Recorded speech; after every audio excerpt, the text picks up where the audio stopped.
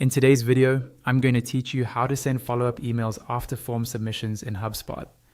By the end, you'll have a simple, reliable workflow that automatically emails people right after they complete one of your forms, so you can acknowledge their submission and keep the conversation going. Start on your HubSpot homepage. From here, head to Automation Overview. This area gives you a high-level view of your automation tools and is the best jumping-off point for building what we need. Next, open Workflows. Workflows are where you design automated sequences based on triggers and actions. In our case, the trigger will be a form submission, and the key action will be sending a follow-up email. Choose Create Workflow. You'll see options to build from scratch or start with a ready-made setup.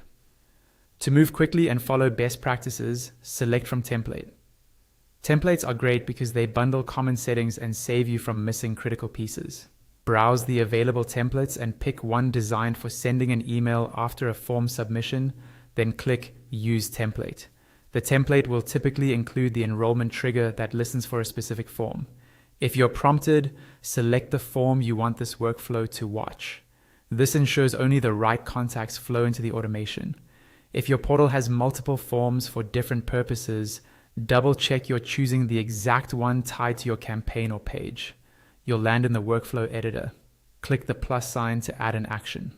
This opens the action library where you can attach what should happen after the trigger fires. In the search bar, type send email to quickly filter the options. Searching is faster than scrolling and helps you avoid choosing the wrong action like internal notifications. Click send email. HubSpot will ask you to choose the marketing email you want to send. Select a published email that matches the tone and purpose of your follow-up, or create one if needed.